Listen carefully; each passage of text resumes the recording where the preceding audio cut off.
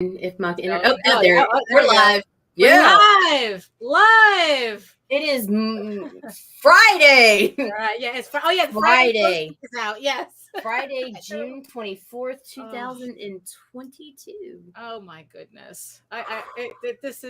This just gets harder and harder. It does. The dates just,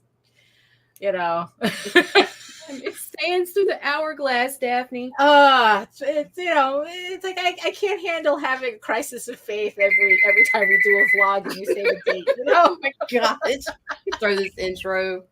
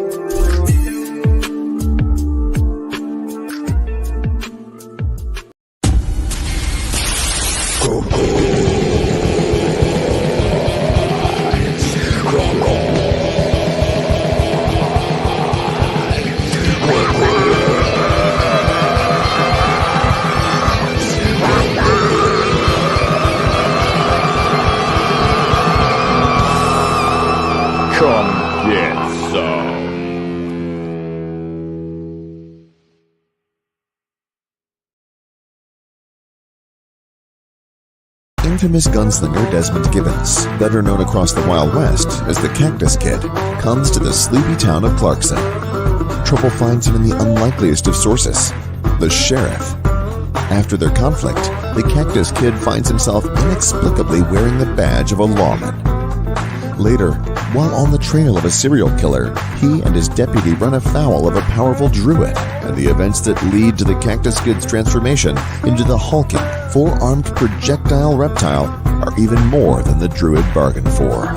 From the Wild West to current-day Los Angeles, where he meets superheroes Black Eagle and Red Hawk, and forms an uneasy alliance with the stunning but deadly Kitty Hawk. Join the projectile reptile on a journey of gunslinging druidic magic, superheroes, and artifacts. Projectile Reptile from Dojo-kun Comics, only on Indiegogo. Are you ready for the truly Wild West? What? Oh my goodness. Projectile Reptile. Say that 3 times fast. Not even trying. Yeah, exactly. Oh, brother. So welcome everybody to another episode of the Ragin 2 vlogs. It's another Friday, and today we have a special episode coming up. Today we are doing the official launch of the Oswald Chronicles. If I were a few inches taller. It's like, so if you still haven't signed up for the pre-launch page, I guess you have a couple of minutes to do it now. Yeah, do it now so that you can be one of the first people to get some neat swag. You should just let it get some. Yeah, exactly. It's like, just, so you don't miss out on anything on the first couple of whatever's. It's like, oh my God, it's friggin' Friday. I'm still trying to get myself together.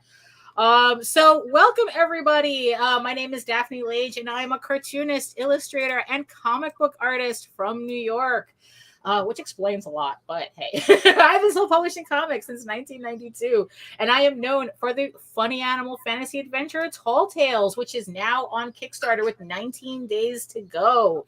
So thank you everybody who's been supporting the campaign so far. We still have some great stretch goals to unlock. So why wait until the last day? Pledge now. Come on, help a girl out, And I am also known for my medieval fantasy soap opera drama, Eagle Raven, Heir of the First Unicorn, which is also on Kickstarter in pre-launch right now. You can sign up to get notified when the campaign goes live August 22nd, 2022. In the meantime, you can read both my comics online at Tall Tales, TAILS online.com and eagleworks.com, EGOWRKS. And you can check out all of my videos on how I make my comics on YouTube at my channel at Daphne Lage, Lage Art, which also simulcasts through the Ragin 2 network, which don't forget to like, subscribe, and do all the things that make the algorithm happy. So Nita, tell the peoples who you are. My name is Nita Lanning. I'm a writer, vlogger, blogger from Southeast Louisiana. And I'm the executive producer of the Ragin 2 Broadcast Network. Oh, very nice, very nice. So who's in the chat today? Let's say hi to everybody in the chat today, and the 7 mystery viewers who are watching us right now from regions beyond. Mike, Jimmy, and Pops Van Zant. Allison's here this morning. Good morning, very Allison. nice, and very nice. Jody McPhee. Oh, welcome, welcome everybody. Yes, and all you mystery viewers, come on over to YouTube. Facebook has been giving us a hard time, so come on over to YouTube.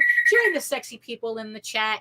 You know you want to join the cool kids. Like I said, Facebook is giving us a hard time. I don't know if we're simulcasting there. No, we are not. We are not simulcasting to Facebook. So if you're watching us from Twitter, you're better off. Come over here. Just come over here. I know you're shy. You're just one big eyeball with an 8 over my head right here. So we know you're watching.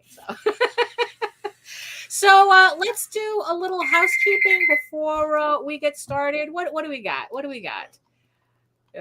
Well, he's here. Well, yes, absolutely. I mean, JD Calderon is here. You did this. Yes, I did that. Yes, you did this. I did. Yes, I did. Oh, I got some housekeeping. Okay, we do. What do we got? What do we got?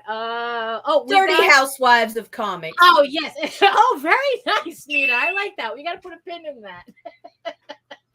Yes, so we're already at the end of the month, the last Saturday of the month. Tomorrow, we were having a House of Bob drawing night stream featuring me and Nita, where we will be having conversations and drawing some stuff that's not appropriate for the day crowd.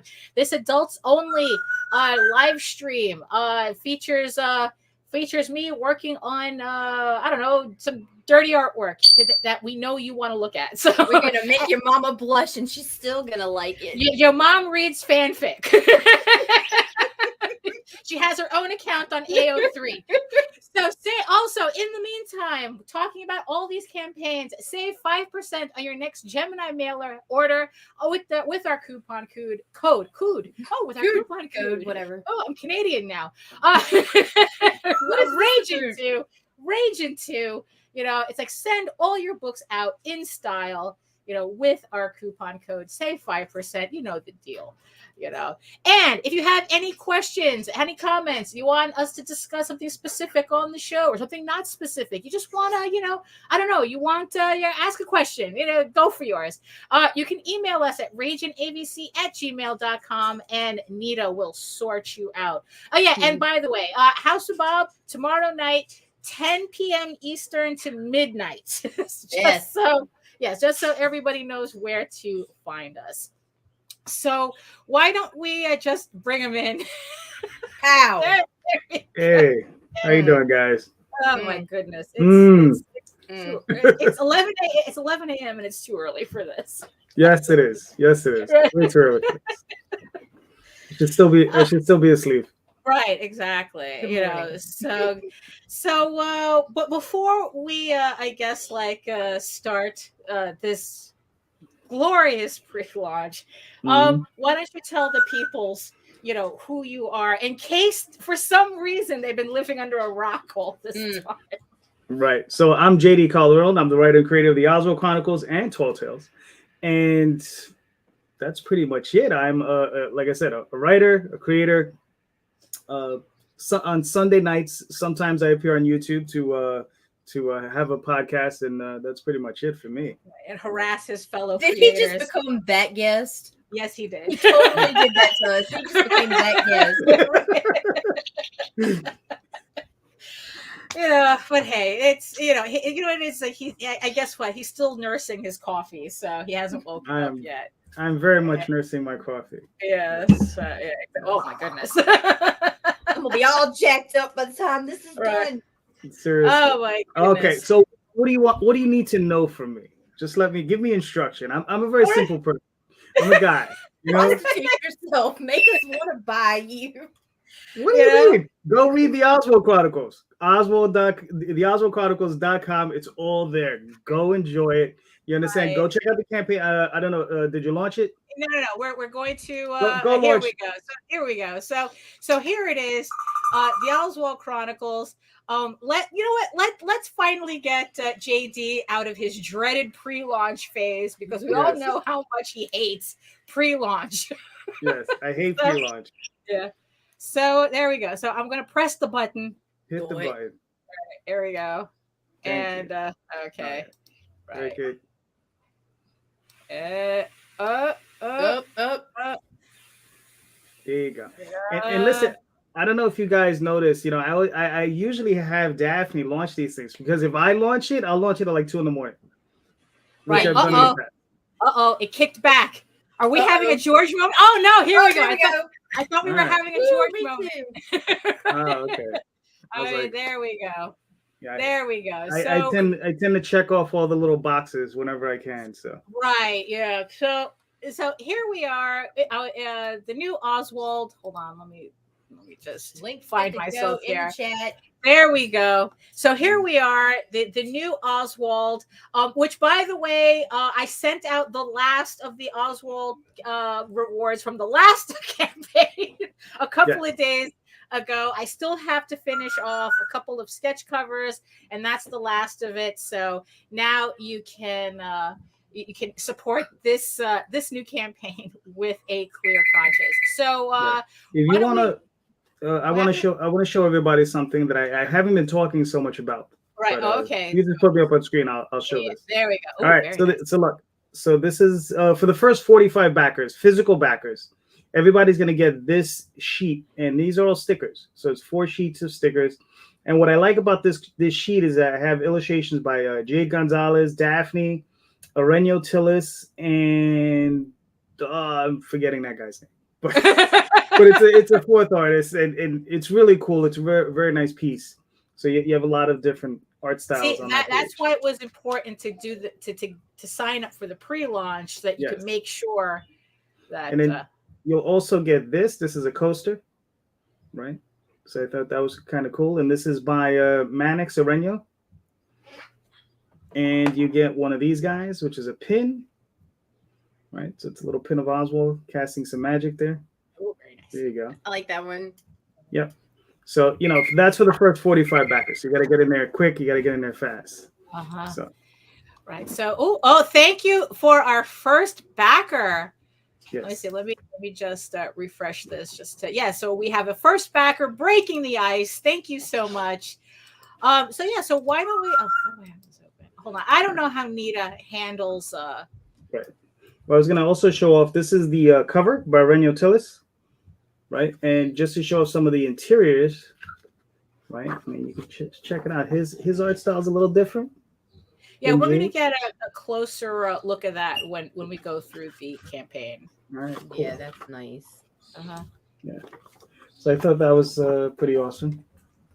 And then we also have the variant cover, and this is by Manix, with colors by Slimed. So I don't know. Right. I work with all these gentlemen. It's spelled Slamet. So Slamet. Okay. So yeah. So I mean, I'm pretty sure I'm brutalizing in the pronunciation, but that's his color work, and he's incredible. So. And then we also have.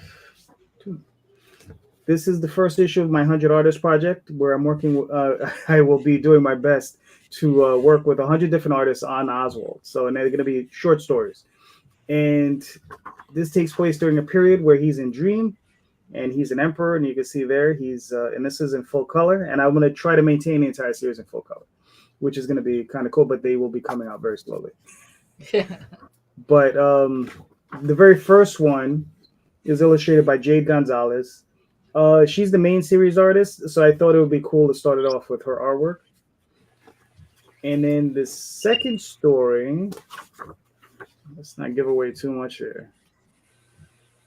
The second story is illustrated by a different artist. His name is Dana. It's spelled Dhana. Prianga, which I'm pretty sure I'm brutalizing. But he did some excellent, color work here. And this is all his artwork. He penciled the ink that he colored it. So I thought this was really cool. And that's another short story in there. And that starts off his 6-year sojourn in Dream. And that cover is illustrated by Jade Gonzalez. And then Donna has his own cover, which I thought he did a fantastic job on. I love that face. He's so cute. Yeah. Yeah. It's cute and kind of vicious all at the same time. Well, Right. yeah. So okay. Oh, so there we go. So we're at 2 backers already. So let me go ahead and play the video, just to I guess kind of give everybody a sense of what's going on. Hello, I wish I was a little bit taller. I wish I was a baller. I wish I had a girl who looked good. I would call her. No, that's not the video. I'm sorry. Okay. All right, hold on. Let me. We see this.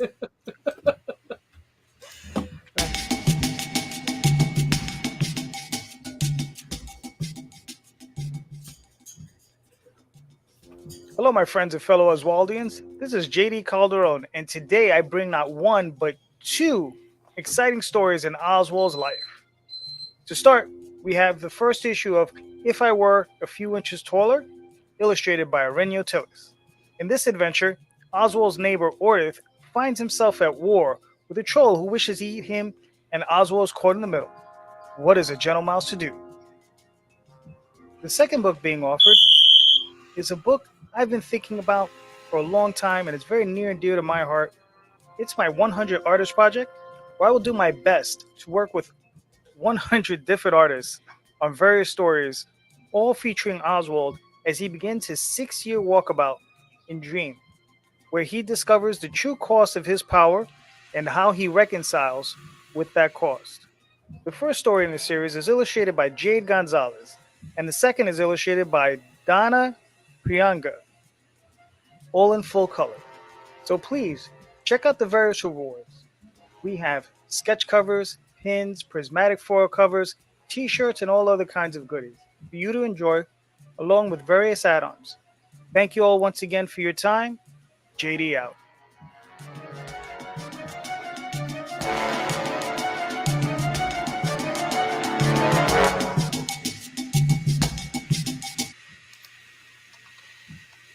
Yeah. There we go. So that video, I just finished it last night. because it's like, hey, it's not like you didn't have all this time to Yeah. And if you watch it, it's kind of funny because the transitions, I did some funky stuff in there. I was just like, oh, let me just drop these in. right, yeah. I just always thought they were funny. So this is this is the first issue of a new miniseries. Okay. Well, what we have going on here is 2 things at the same time, right? Mm-hmm. So 2 great flavors. You know how that works, right? Right. Okay. So what we have is this one, which is what you have there, right? If I Was Just a Few Inches Taller. This is a 2-parter. So this is the first issue of a 2-part series. So that's that, and I believe it's it's complete 32 pages in this book. So if from cover to interior to the last page, right? It's all artwork. So it's 32 complete pages, right? All of Arenio Tillis and myself. And then we have the other story, which is this one, which is the 100 Artist Project. This one's going to be a little bit more ongoing. This is very experimental for me. I'm working with a bunch of different artists. It's my efforts to test out as many people as I can on the character and doing the book. So, and like I said, this one is in full color. This one's 24 pages, and I'm going to try to maintain that. But the series does lead This is 6 years of his life in Dream, and this series leads right into the Clive cycle of stories. So if you've ever read My Time with Clive, these stories lead into that one. So once this one ends, that one picks up. So if you're interested in finding out how these stories run in order, this is a portion of that. But it's going to be a while before, like, because if you're talking about 100 art, so you have to get through the 100 artists first before hitting Clive. Is that it? Oh, Exactly. Okay. Yes. It's going to be a while then, right? Yeah, it's going to be a while. Now, I mean, I have thoughts of some of the ways that I want to pursue it. Like I was thinking of, I don't normally work DC style, which is full script, right? So I'm thinking of maybe doing like a full script where I break down each page, each panel, the whole 9 yards, and maybe giving each separate page to a different artist. Right. You know what I mean? So I could write 100-page story technically, and I can have each artist do just one page. Oh, you know? so each page would kind of have a different. I mean, wouldn't that kind of like, I don't know, make it difficult to keep a certain tone if you have that many? Well, I don't know. I kind of like that idea. That's I know a couple artists. Yeah. Well, that's also my job as a creator to marry the correct people together as the story rolls through. Right. I wouldn't, I wouldn't put like, I don't know, like John Byrne next to maybe a Bill Sienkiewicz. Right. If I had those options. I wish I did. I don't really think those guys on the table for me, but right. just to give a general, a look. Or I wouldn't put a Bruce Timm next to maybe a Neil Adams. Right. You know what I mean? You got to try to find people maybe a little bit closer and then work your way into it, because I think a transition would be cool. You start off with a bunch of guys who maybe look like Neil or close to Neil, and then work your way into somebody like a Bruce Timm, where you could see the styles change, because all those styles are pretty much connected, but it's just finding that connective tissue between all of them. But there are some styles that are way out there. Right.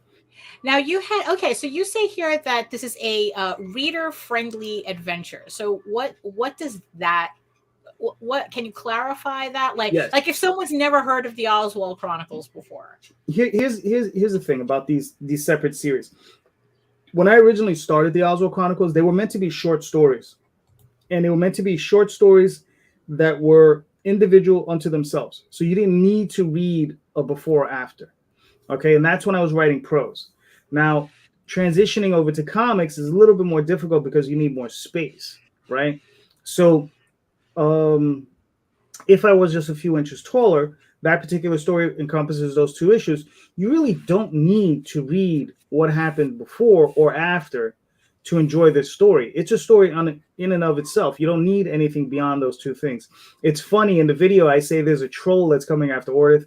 Ordith is actually the troll. It's an ogre.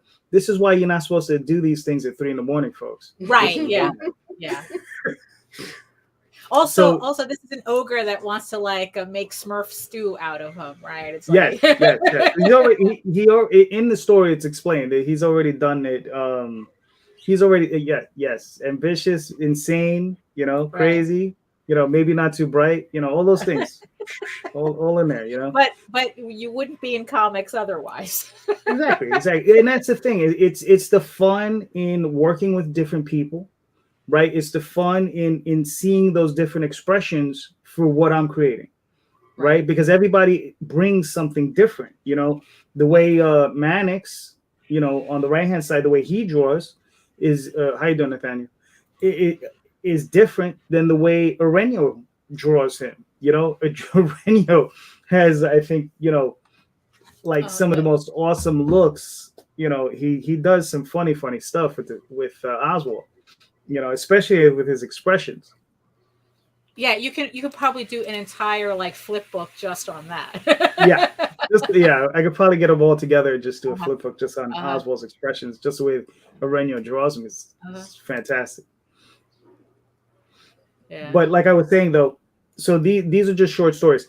In the 100 Artist projects, it's in the story there's 2 short stories. So there's 2 separate stories, self-contained, and again, you don't need to read anything before to see what's going on, what's happening. I do tend to write, what happened before in the front of the book, so at least you have an idea of what's going on, leading into it. Now, So, you know, right now the thing. Now, was there a reason why you decided to mix these two books together as opposed to like doing like running multiple issues of the If I Was a Few Inches Taller and maybe like because how many issues is this particular story? that particular story is only 2 issues. So Okay. there's this campaign. There'll be eventually another campaign, which will have the second issue to the 100 Artist Project and the second issue to If I Was Just a Few Inches Taller. Right. So, But why did you do it that way as opposed to like running both issues, like having a complete story in one campaign? because that second issue is not lettered. Oh, it's not finished. This issue is finished. Okay. This issue is done. Right. It's complete. It's finished. It's lettered. Like I said, I have my proof copy. Right. Yes. Right. And this is completely lettered. Everything is in there that needs to be in there. That's all done. The second issue, though, I have to complete lettering. So that's why I didn't do it that way. The 100 Artist Project, I've been dying to release it for a while, and I've had it done for a minute.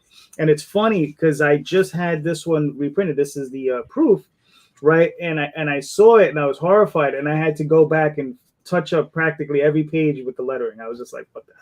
Right. You know, which was good. Because it was been a long, it's been a long while since you lettered it, and now it's like you just learned.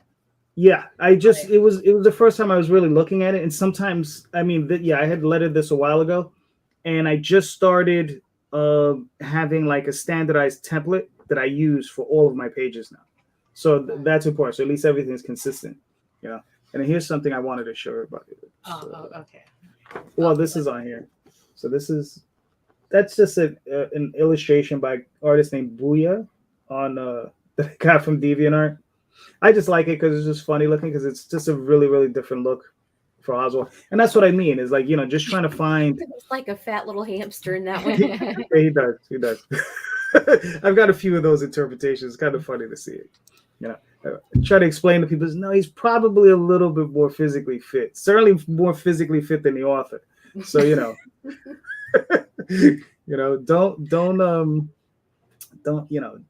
don't look at me and put that on my poor character.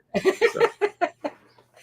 Now, with like Nana, you had said that with the 100 Artist Projects, that this is kind of like it's a way for you to work with all these different artists while at the same time kind of testing them. Is that? Yeah, that's one of the things that I'm constantly doing. Is that like, okay, because I've explained this before, but it doesn't hurt to go back into it.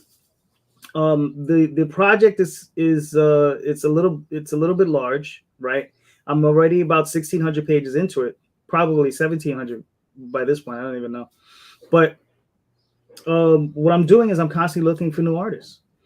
So what I do is I meet them, I hook up with them, and I start to maybe get a pin up, maybe a cover, see how that works out, and then I'll ask them to do a short story.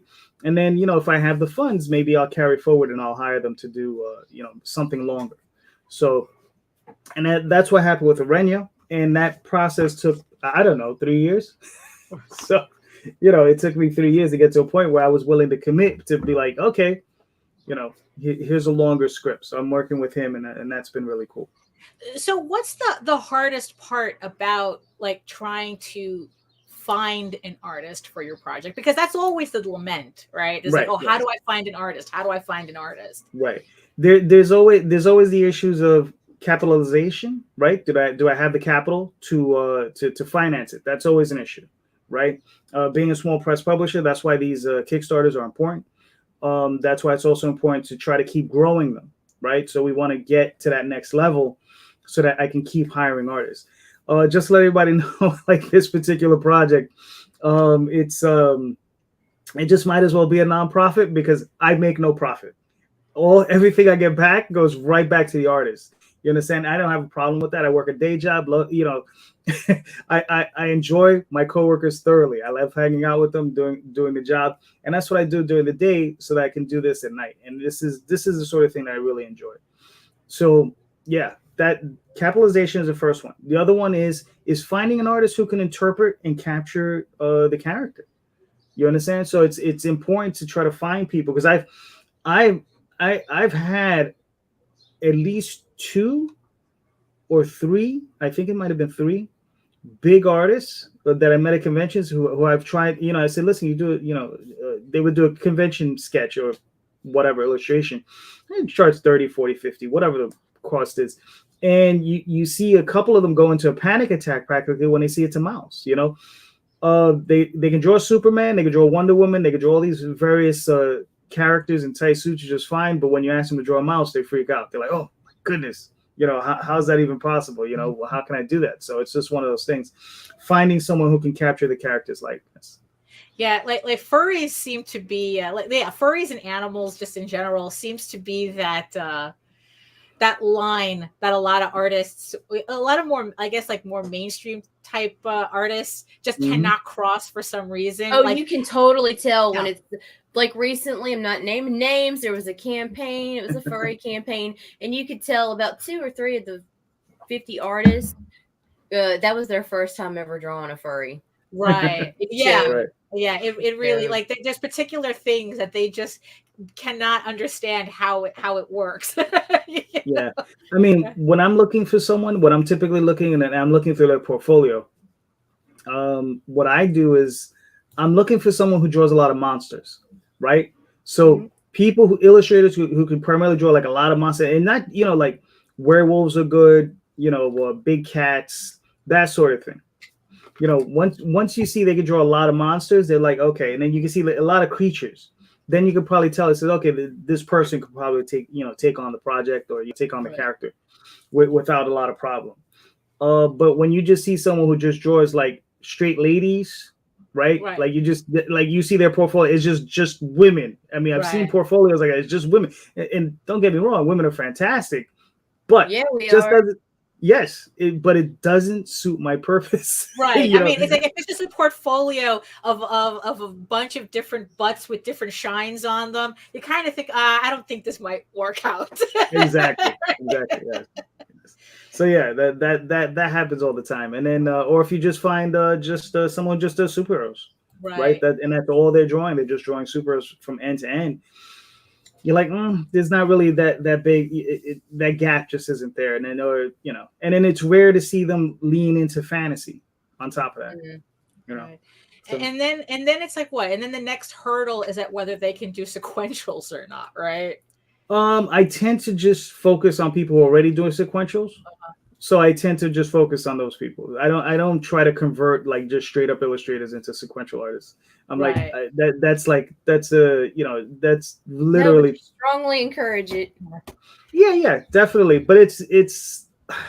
You got one in panic mode here that feels like it has to do sequential art in like 6 months. Oh, yeah. Well, I mean, look, people got to grow into it. It's a lot of practice. It takes a long time. A lot of practice. They'll tell you that you have 1,000 bad pages in you, right? So it takes a long time to get those 1,000 bad pages out of you. I don't necessarily think it's 1,000 bad pages, but it's probably 1,000 layouts and illustrations and that sort of thing. You just got to really dedicate yourself. It takes a long time, when Daphne and I were starting out, right? When of bad pages. Right. When the earth was still young. Dinosaurs roamed the earth. Exactly. When we started out, nobody told us, right, that you're starting out now and you might be good. Because everybody, Daphne was good, Matthew was good, our other friends that we work with, Zach, all these other guys, they were all good. But nobody tells you that you're not going to be really good until you're in your mid-30s. Right, yeah. And they don't tell you you're not going to be like excellent until you hit your mid-40s. Yeah. Right? So nobody tells you that stuff. They say, look, you're in your nascent stage, you're growing, right? And nobody tells you that it takes time, it takes experience, it takes a lot of hard work, to constantly grow and to constantly do this stuff. You see a guy like Lee Weeks, right, who's a famous illustrator I think he's working at DC now. But you see his early stuff. It was good, but you compare that, you see the stuff from his 90s and you see the stuff to now, and you'll see like, wow, he has grown by leaps and bounds. So that happens a great deal. So yeah. So when you were like putting together all these artists, did you end up like intentionally looking for artists who can draw almost a manga style, or is that just how it ended up? That is fate kicking me in the teeth. Oh, Yes, because I mean, as you remember, probably very few people know. When I started out, I worked with an artist named Matt Lunsford. Matt Lunsford was pure anime. I mean, he loved anime, he loved, and not even so much manga, but just anime, right? So I remember having a conversation with him. Oh, I don't know, 30 years ago, and I was like, Matt, we're like God knows how many miles, 7,000 billion miles away from Japan. Nobody's interested in this stuff, and you got to literally conform. You got to change your stuff. You got to be a little bit more like Marvel. stop trying that anime crap.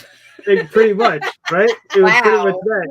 And so yeah, so it, and then here I am, God knows how many years later, and I'm finding artists who draw anime and manga, and I'm like, all right, well, this is what it is. Right, because this book, this is probably the most manga-esque story that you've done so far. Like I still think that you should format this book in like a manga size, just to get the kids, because the kids they're all about the mangoes, right? They're not about reading about they're not about reading any mainstream comics or something. I don't know, whatever the nonsense is that's going on right now.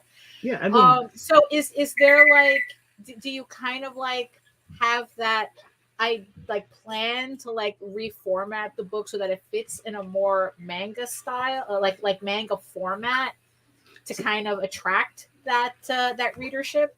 The way I look at it is everything's on the table, right? So eventually, I'd love to see this in color, right? Eventually, yeah, a little digest size. Yeah, that would be awesome as well. That would be tight. Yeah, but like I said, everything's on the table as far as I'm concerned. Because I mean, Daphne, as you know, I'm a huge fan of the Peonies, right?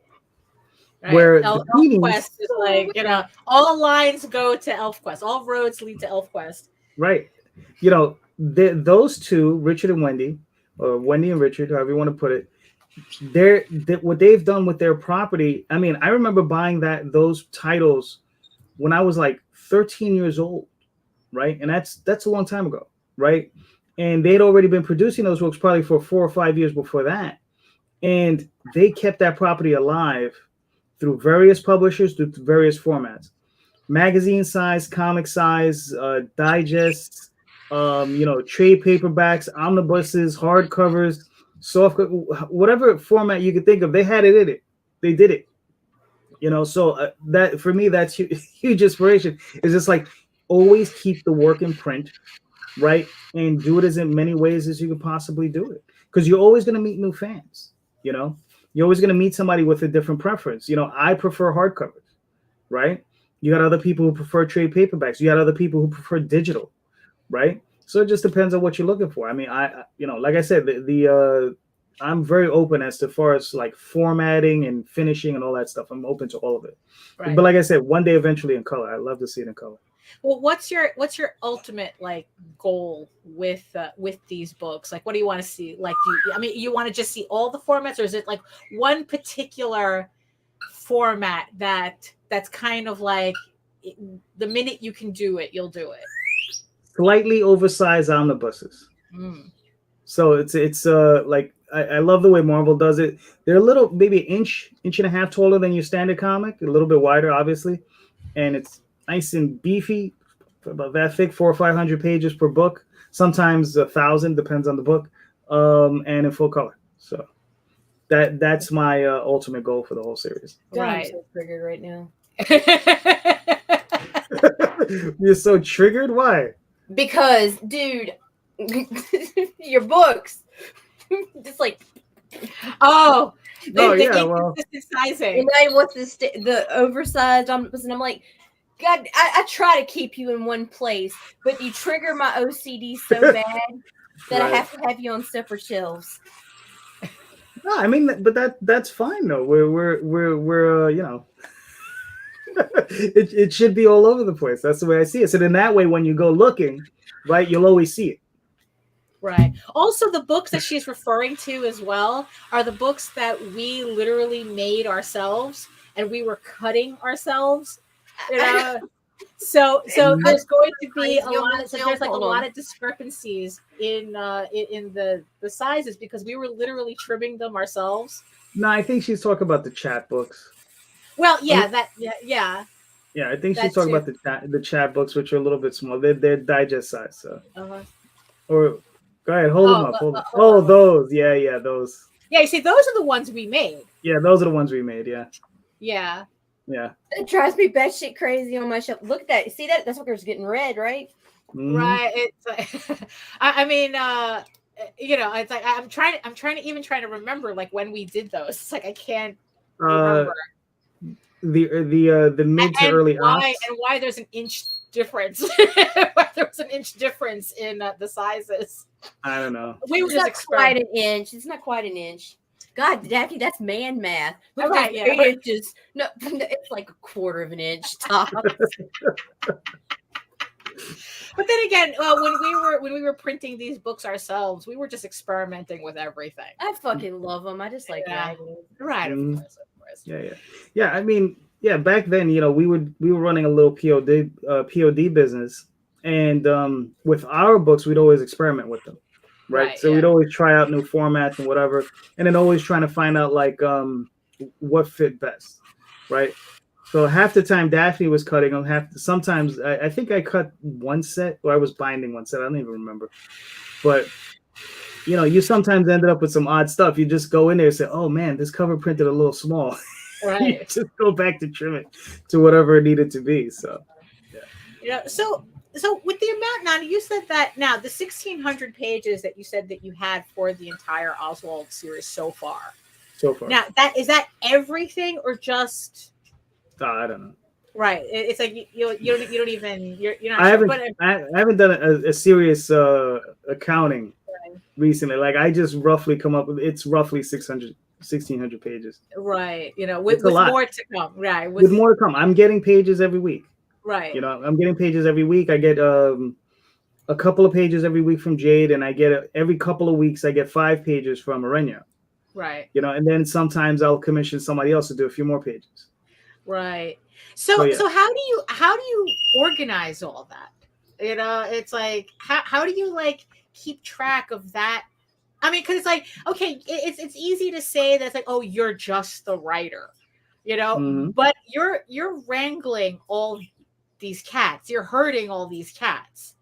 Yeah. So how do you keep track of everything? How do you like 30 years how do you schedule all this? It's 30 years of management. That's what it is. It's 30 years of management. I go to my day job. I'm a manager, right? I come back home. I'm still a manager. So right. That's what it is. It's okay.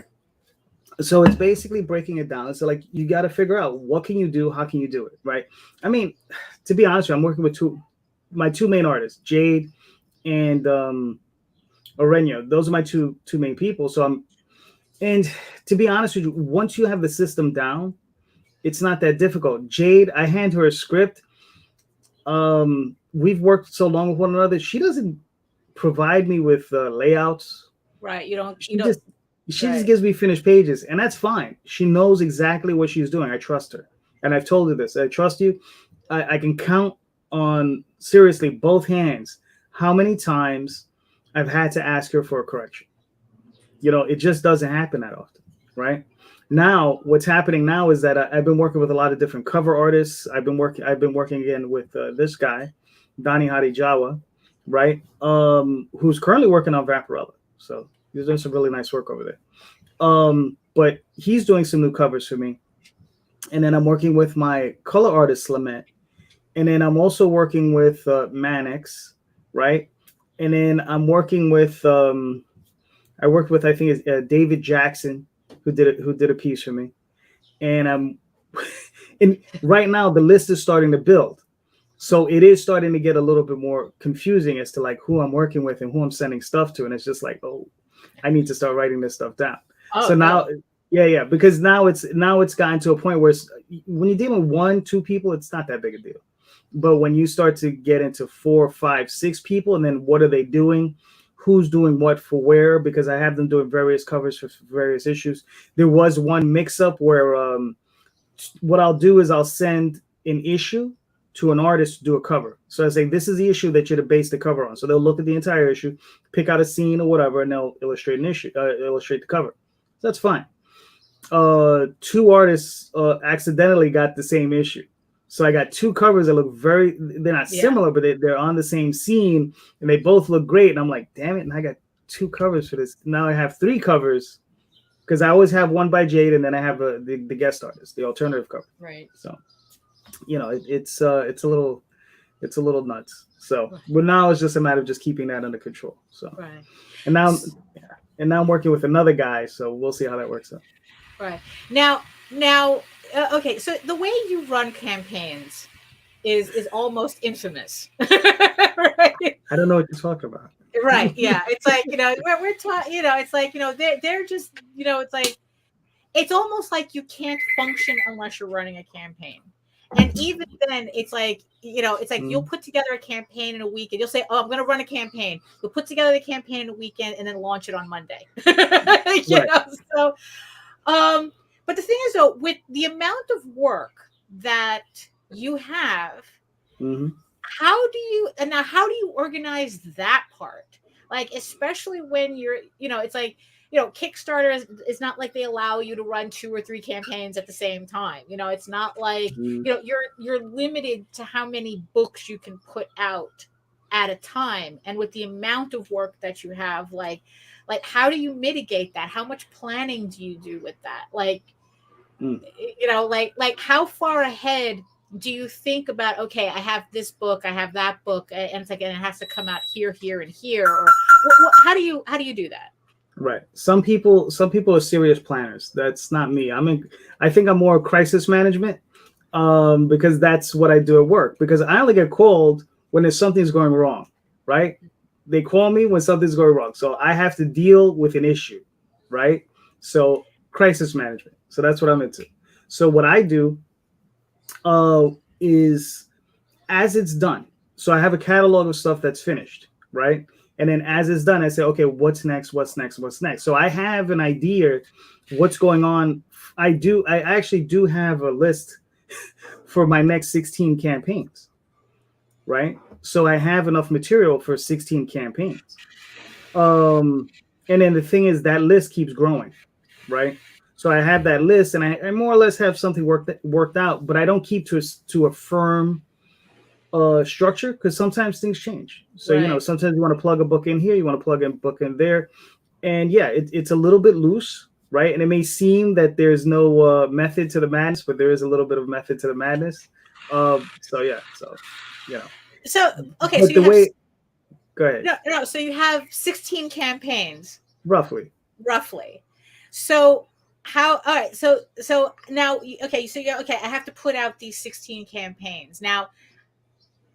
Do you pick a date, or it's just when you start itching? No. Well, what it is? Well, my theory, the way I like to work is this: campaign ends, right? Campaign gets fulfilled, right? And as soon as the campaign is fulfilled, I start another one. So that's basically the formula. It's nothing more complicated than that. It's like, fulfill the campaign, and then start a new one, and that's pretty much it. The way I look at it is like this: we're comic people. I know for myself, for the longest time, it was always a thing of going to the comic shop and picking up my books every week, right? And every month I expected to get, whether it be Thor, Daredevil, Cerebus, Dynamo Joe, any one of 100 other books, every month you expect to get those books, right? Kickstarter, it's not exactly monthly, but sometimes bi-monthly, sometimes quarterly. And I think people like those rhythms, right? So people like to get into that rhythm of buying those books. I think the very small community that I've developed, thank you guys, love you. Those people that are constantly there, they understand that. They understand that I'm looking to produce. I have a lot of work that I'm putting out, and that I'm going to be putting out rapidly, at least a little bit more rapid than some other people.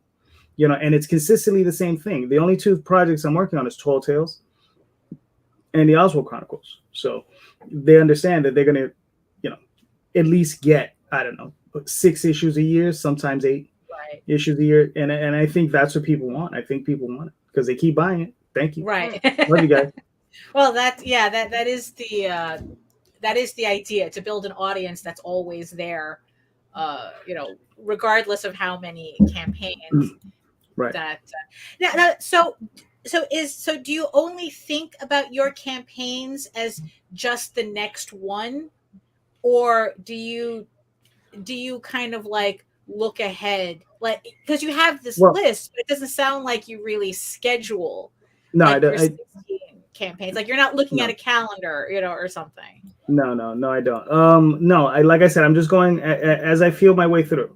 I'm literally feeling my way through. I mean, the schedule thing would be nice, but here's the problem with the schedule. Once you dedicate yourself to a schedule, it becomes hard to break the schedule.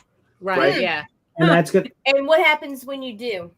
It causes you to stress out. Yeah. Yep. Stress the fuck out. Yep. It causes you because yes. I certainly had that issue yesterday. Exactly. So sometimes I prefer it a little bit more freeform. Right. So here's something I'm planning on doing. Right. I put out. I'm currently working on. Hold on. What is this?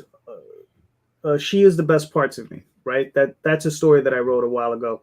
It was part of the Star Trimmer stories, one of the prose books that I released. Some people may be familiar with it if you've read it. I got Jade Gonzalez. She's working on it now, and it's gonna be. I'm putting it out as a comic book. Right. So, and that's the thing. A lot of these things go cross. So, there'll be prose, and then turn into comics. Sometimes they're prose and then they turn, they go in the opposite direction. Sometimes they're comics and they get turned into prose. So sometimes I'll reverse engineer in either direction. So it just depends what mood strikes me. But she drew the first page, the first splash page looked incredible. And I had Slamette color. I said, I just wanted to see. So what I'm probably going to be doing is, as she's producing him, I'll sending him one page at a time. So it's probably going to take a while because he can only do about one page a week for me. So it's going to be a minute. But what I'm going to be doing is I'm going to probably put up a landing page for that particular story. And through that course, I'll be releasing each page unlettered, just up for everybody to see, and to sign up for that campaign. And that campaign will not be released until I have all the artwork in the house and I have her cover plus at least one alternative cover to be released. So we're talking about a 6-month process, maybe, before we have the entire thing. So that's me trying to think a little bit outside that box, right? So that in that particular instance, I'll be building an audience, hopefully for that book in color. So we'll see what happens with that one. Right. So pretty much the advice that you, so to kind of like sum up your advice about, don't plan too far ahead, Well, plan. Look, we all like to see beyond our noses, right? But sometimes it is hard to not see beyond that, right? So what you want to do is make your goals small, right? Make them achievable, make them, so that you can do them, right? I didn't get to 1,600 pages by accident. Future. What? In the foreseeable future. Right, yes, in the foreseeable future, yes.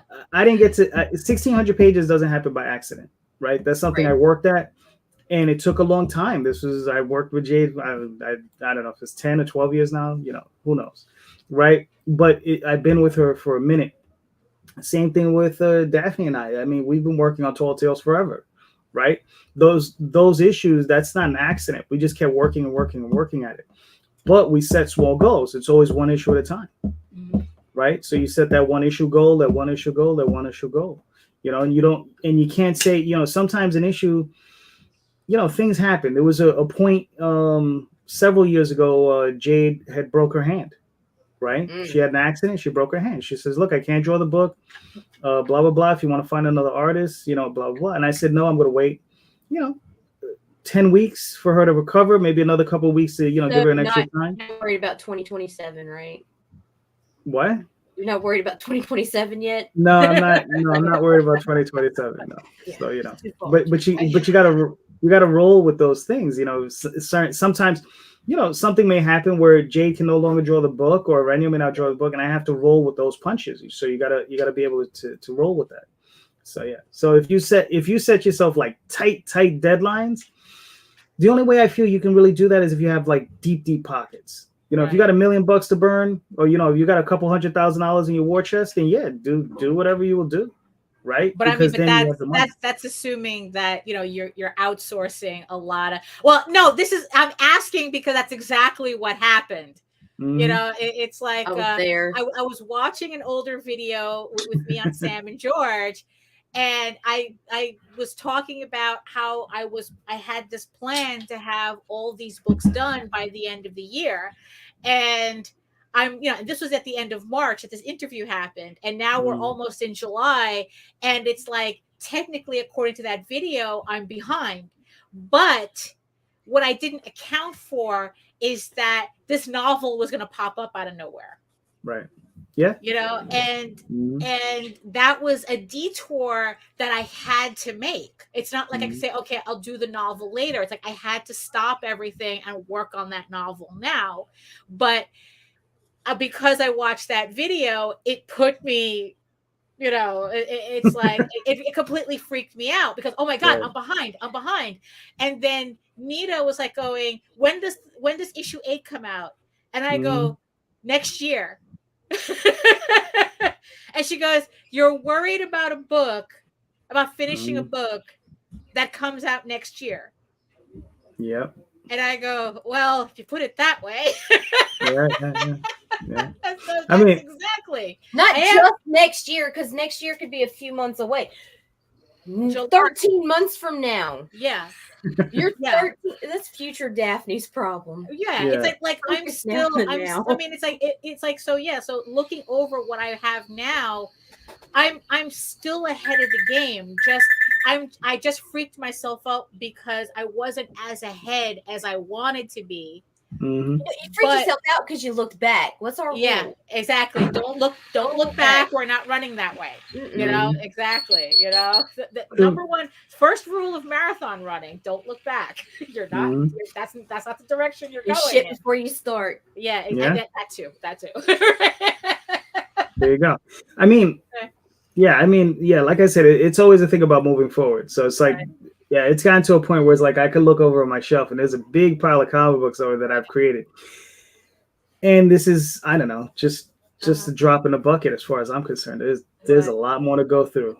You know, these stories are long and they need to get done. So. You know, but the thing is though, so why is it that because you know when I started doing the novel, I took it as a continuation of my comic book work. Continuing that story just in a different format, but you're switching back and forth. You have a lot of these stories done as prose, but you're converting them to comics. Yes. So what's that decision like? Why not just keep it in prose and and sprucing those up to add to the story instead of kind of treading the same road? Well, the truth to be told is that some people like reading comics and some people like reading prose. And sometimes those streams sometimes don't cross. So they want to read the story, but they don't necessarily want to read a prose book, right? And some people want to read a prose book and they don't really want to read a comic book, right? So sometimes you have both. So it's one of those weird things. So you're Bob. And also, gotcha. What happened? Bob Bookule. That's our name. Oh, you're by Bookule. There you go. But it's also sometimes I like to write in prose just to stretch that muscle because it's like, I write so many comic books. Once in a while, I want to do something a little different, so I'll write in prose. So that's what happened with the with the what is that the Star Trimmer Tales. I just wanted to write that particular set of stories in prose first, and then I said I would just translate them over. Right. And basically, that's what happened. Originally, I wasn't even planning on to translate them over. It's just that they ended up becoming such a large part of his mythos that I was like, I'm gonna have to translate these over, because it explains a great deal of what happens to him in Dream. And I think it would be good for people to visualize that. It would be nice if I could get a lot of that, out and in the world where people can actually see what happened, because a lot of emotional stuff that happens with him. You know, how he becomes such a, I guess, powerful battle mage and sorcerer and all this other stuff. And it's just like, you know, because they see him, a lot of people say, oh, he's just a mouse, you know, and that's all he is. And then in the stories where you see, especially in the 100 Artist Project, where you see him basically casting these massive spells to knock out entire armies, where you're like, oh, okay, he's no longer just that, you know. So, yeah. So the prose stories though, so once you do them as comics, is that like kind of it for the prose? Like it just like the prose is just set aside, or is that something that you know? It's like I told you, it's like everything's on the table. Like I have to eventually remaster all of my old prose. I have a lot of it. I have to go back, remaster, do a heavy pass and another edit on everything. Pass it on to Steve so he can kick me in the nuts again. Right. And you know, and just re-release them. You know, and in order. Right. So are we talking about like there could possibly be like two parallel Oswalds, one in prose and one in comics?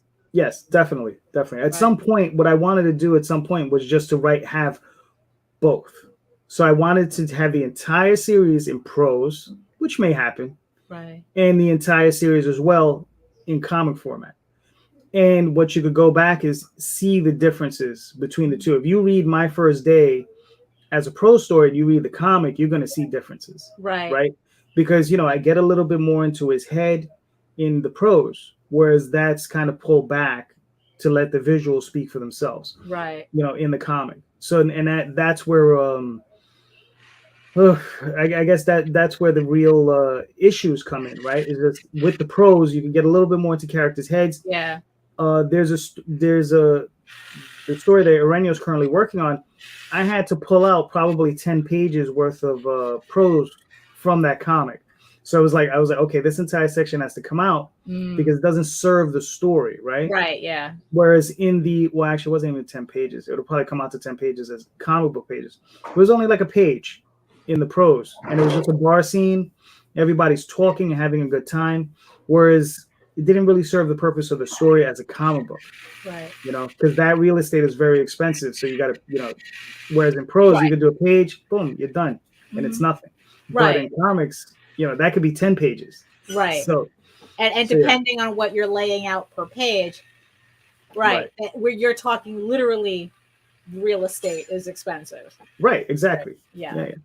You know, and when you do an Oswald story, which kind of get prioritized? Do you actually think about an Oswald story as to how it would appear as a comic, or is it kind of like, this is what I feel like doing it as prose, or I feel like doing it as a comic? Like, is there like an actual consideration as to how you're going to move forward with it? Like is there an Oswald story that's like, oh, this has to stay prose? I can't translate that.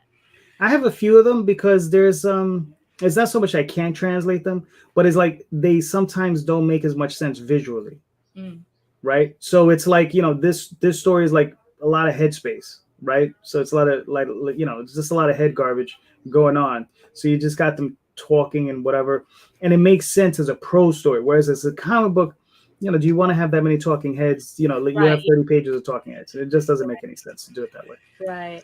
So it's like, so what do you plan on doing with those stories since you can't I mean, like, they don't make sense as a comic, I guess. Right. I mean, those stories tend to be like the ones that don't have as much emphasis on the mythos.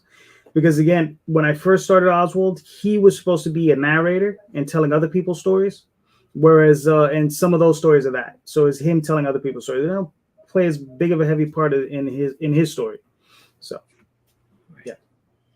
So they'll stay prose. Right, those are stay. But I mean, but eventually you'll put them out, and I mean, would you do a campaign that's kind of like a mix of both, or like would like the prose be like an add-on or something? Maybe as an add-on. I may even I was thinking of doing a couple of prose campaigns just on their own, just them being prose, right? Just to see how that works out, because I have one of the characters in the series, Dauphin. I've written a novel on him. And, you know, one day I would like to, again, remaster it, put it back out, Right. and then just see how that does, as a campaign. And it would just be just that on Right. its own. Right. Mhm. So Nita, are you still there, or I should buy a little bit more time until she comes back. So, Yeah, you gotta get them in. well, let's check on the campaign. So there we go. So I like to Mhm. thank the 15 backers so Yes, far thank who you. have joined us at $465 so far out of a $2,000 goal. But yeah, we have 23 days to go on this campaign. Mhm. So yeah, if you're just joining us, at least watch the beginning on the replay. But this is the new campaign from JD Calderon for another Oswald series. If I was just a few inches taller, and also the first issue of the 100 Artists Project. So you're getting two Oswald stories in one campaign. So it's I guess it's. Would you consider this like a good starting off point, or you have add-ons that people can get to kind of get the whole story? They're all good they're all good jumping off points, because they're, like I said, the stories are self-contained for the most part. Like I said, there's a two-parter, and that story is self-contained, and then the 100 Artists, those are all short stories, so they're all self-contained. So I think it is a really good portion to jump on. And it will also there are also add-ons. The trade paperback for the first story is actually on this, and there are levels where you can get the entire series. If you feel a lot of, including like the prose stuff as well. I think. Yes, I think it includes all of the comic books and the prose and anything I have still in stock. There's a level where it's called the ultimate book level. If you want to, if you're feeling adventurous, I mail out a huge stack like this. It's not listed there, but I tend to also give away a T-shirt with everyone. So right. Oh, here we go. With The that ultimate. level. Yeah, here we go. The ultimate book level. yeah, And that's all physical rewards. Right. So this is all comics. This is all prose books. This is all the short stories. This is, and then it's like, oh, you get an enamel pin. It's like, and you get like everything in the kitchen sink thrown in on that one. Mm-hmm. Right. So there we go. So we're just a little past the hour. So I'd like to thank JD for waking up early for us. Yeah, for waking up early for us. Thank you guys for having me and for allowing me to intrude on your hour. Right. Yeah, exactly. I mean, no, you're never intruding, sir. You're the one that refuses to take the keys to the house. That's it. So I'd like to thank everybody in the chat for keeping it jumping there. I'd like to thank our five mystery viewers. I'd like to think that the 3 from the 8 this morning, from the start of the show, came over and are in the chat right now. So but we like to thank you for sticking with us in this hour, and hope that you will check out the campaign. Yes, and that's the thing too. It's like technically JD has 2 campaigns, because he has the Oswald Chronicles, and he's also the writer of Tall Tales, which is also on Kickstarter as well. That's right. It's like the series that started it all. So yes, exactly. So you can check out both campaigns on Kickstarter right now. I think Tall Tales has 19 days left to go. We're a little halfway towards the 4K goal, which unlocks all the stretch goals and a special metal bookmark that I announced the other day. So there you go. So you have 2 campaigns, 2 different books, types of books. Whatever you're into, we have it for you. So tell the people where they can find you. You can find me on. Okay, so you can find me on Facebook, Twitter, DeviantArt, and YouTube under JD Calderon. You can find me also under the OswaldChronicles.com, TallTalesOnline.com. And that's pretty much it. If you need to reach me, you can reach me out, DM me through any of those things. I also have a Sunday podcast show that I regularly run called Indie Comics Explained, where I have usually a panel of guests on, and we all talk about indie comics and various things. So I think this weekend we're going to be helping one of the guests hopefully triage his campaign so he can get accepted on the Kickstarter. So that'll be interesting. Right. Yeah, exactly. Yeah, because we're being joined by Ray Felix, who had his campaign rejected by Kickstarter, and we're going to see if we can figure out you know, how Right. to how to fix that. Was there clitter tits? No, that No, is not the What the type of book that hell? yeah, exactly. No. That's why we're That's what we're trying to find us. out. So join us on Sunday. Well, we will find out what's Ray Felix's problem. Yeah. So, if you want to see more of my work as well, you can head on over to my main portfolio site at egoworks.com, EGOWORKS, where you can find links to all of my galleries and social media sites. But I mostly post to Facebook if you're interested in seeing sketches and current work in progress updates and just like all the campaign news, because we always have something running. And also you can check out my semi-weekly live streams as well on my back catalog of videos on how I do my work on YouTube at my channel at Daphne Lage Art, which also simulcasts through the Ragin 2 network. Show notes. Everything's in the show notes. You guys know it's like in the chat, in the show notes. All the links are there. So Nita, any last words and any final where can they find you? Creating chaos 24/7. Google me, and if you heard the rumors, they're probably true. So thank you again, everybody, for joining us. And in the immortal words of whoever the many philosophers, important philosophers that I grabbed this knowledge from: eat your food, moisturize, mind your business, and do the work, because when you actually do the work, you never have to fake your accomplishments. So we'll see you again on Sunday night. Join me and JD. Maybe we can get Nita involved as well. Look, hit the subscribe button, hit the notification bell, get notified every time we go live, and never miss a show. And we have a lot of shows going on. So on that note, thank you for joining us on this Friday, and we'll see you next time. Bye. Bye.